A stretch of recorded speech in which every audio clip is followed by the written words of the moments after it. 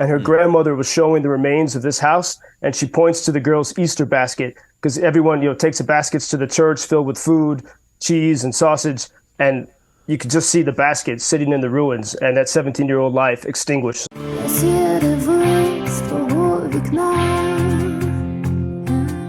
And let's check in with Joseph Lindsley, editor of Ukrainian Freedom News. Joseph, I was looking at some of your Instagram posts over the weekend, and that's very cool how you put those together with our reports and the video. And although your descriptions are quite vivid here on the radio, nothing like seeing what you're talking about. Bob, yes, good afternoon from Lviv.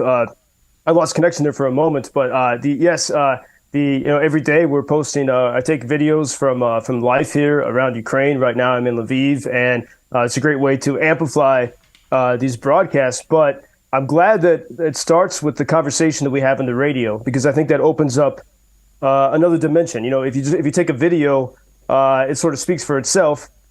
But then when I have to tell the story, I have to dig deeper to find the heart of what's happening here. And for example, today I was meeting at a cafe for lunch with a friend. She's a professor. I mentioned her last week. She's a professor from Harvard University. She's been teaching here for a week. She's preparing to leave Ukraine tonight.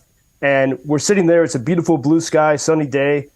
People are on the terrace of the cafe talking and eating. And then there's a trumpet player in the distance. Next to us are the ruins of Lviv's main synagogue, which was destroyed by the Nazis. So we're surrounded by reminders of previous atrocities and previous wars. And as we're sitting there, the professor from Harvard, she said, she doesn't want to leave Ukraine. And this is such a common story. And she said that she feels more comfortable here than in the United States, which is amazing, in a country of wartime. And we were exploring, why does she feel this way? Why is this such a common feeling here? And her answer was the quality of the conversations that people talk to each other here, and they listen to each other. In Ukrainian, if you're here in Ukraine, you'll often hear people say the word "chuish," which means listen. And when you're telling the story, you ask someone to listen to you, and then they do listen. And the professor said, in her week in Ukraine, she found that the conversations are not transactional. People are curious about the world. They're curious about your life, and they speak their mind. They're not afraid to say what they have to think. And she spoke of this idea that when you pay attention, that's a currency. You're spending your valuable attention. It takes effort, but people here are willing to put that effort into it. So she was asking me, was it like this before the war? Because you can see why when everyone lives in a common terrible experience together, it makes conversation perhaps easier. You have things to talk about. But I also saw this here in Ukraine during the pandemic, and when I was here before Russia's full-scale invasion. And I think that's a bigger question, how did this society end up this way? But the professor she said, my hope for how people can be has changed. And she has a greater vision for life on Earth after her time here 1 week in Ukraine. That reminds me of what Brad Paisley was talking about. He's the latest entertainer to visit Ukraine, and he was talking about what impressed him most there. And he said the way people are living life to the fullest between air raid sirens. That really sums it up, doesn't it? Yeah, I mean, I spoke about, when I was going running in a park in Kharkiv and the alarm goes off, I run faster. It makes you live more thoughtfully and intentionally. But so many of the people, and I've spoken with, so many of the foreign soldiers who've come here. Many of them, as I've mentioned before, back in Canada or the United States, they were playing video games. They were trying to escape something. And then they realized here they could actually live. You could play the real game and you can live a life of consequence, as a friend said, with true material purpose. And so many of them have come here and it's scary and you face your fears and you have to find courage. But then you can talk about it. And I think that's what, you're not fighting. You come here and you face these demons, and some people are facing, they're trying to redeem things they did in the past. And Ukrainians are facing their fears and demons every day.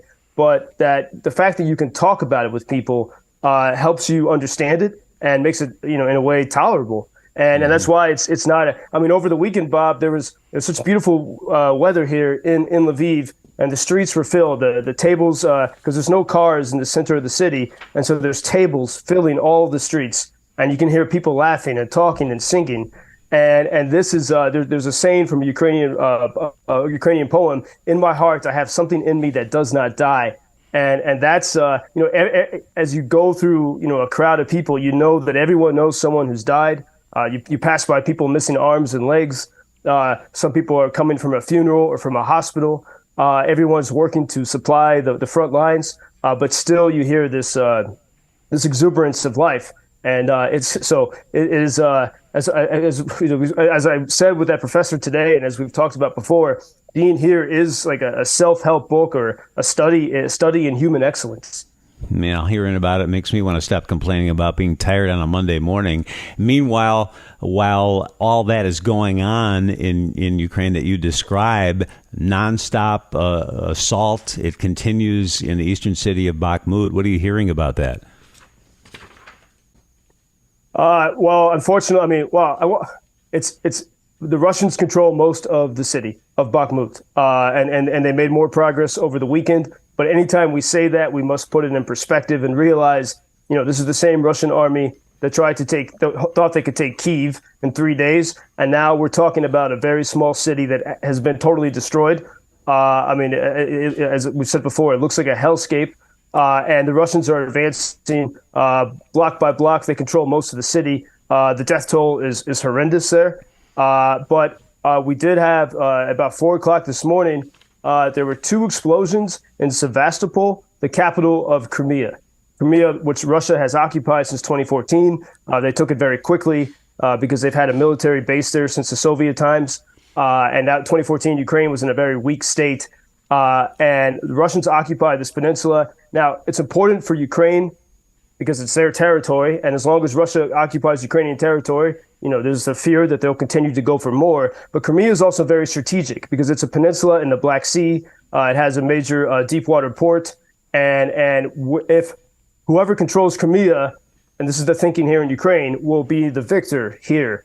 And now the 2 explosions that happened early this morning seemed to be a drone attack that was trying to target the Russian fleet. Russia did say that something happened. And so, while we are waiting to see what kind of offensive Ukraine is undertaking, everything is shrouded in secrecy, we get these little hints of some movement. And so while the Russians have been attacking on a regular basis with their drones, we did have this little drone incursion into Crimea. And so we'll see if this is going to turn into anything bigger. And then, interestingly, there's a journalist here, Ewan McDonald, who tweeted this little scenario. Imagine, in the future, your grandkids say, "What did you do in the war, Grandpa?" And the grandpa says, "I helped crowdfund a drone that Ukrainians used to take back the Crimean Peninsula." And so the sense that, and it's true because a lot of these drones are funded by, people chipping in from all over the world. And maybe that'll be the technology that helps turn this thing around. Wouldn't that be something? Let me leave you with a text from one of our listeners. Joseph should not worry about people getting bored by the stories from Ukraine. He is doing so much to keep us connected to what happens. Thank you, Bob, for Joseph's weekday conversations. Best wishes from Margaret. Pretty nice, huh? Well, Margaret, thanks. And I guess I'll give you an image that is unfortunately a bit heavy, but I just saw from one of our team a video from a town near Bakhmut. And on Easter Monday, Russian missiles killed a 17-year-old girl. And her grandmother was showing the remains of this house. And she points to the girl's Easter basket because everyone, takes the baskets to the church filled with food, cheese, and sausage. And you could just see the basket sitting in the ruins and that 17-year-old life extinguished. So I'm glad that the audience of WGN keeps listening and paying attention to these stories. Yeah, and we have to hear them. It's very important. Joseph, thank you as always, and we'll talk tomorrow. Thank you, Bob. Till tomorrow. Thank you for introducing Ukraine on your social media pages. That's very important that much more people can get more information about the situation here and how everybody can help Ukraine to stay stronger and to save all the world. Что он сказал? Well, which side are you on? На чьей ты стороне? Come on now. Oh, which side are you on? На чьей ты стороне?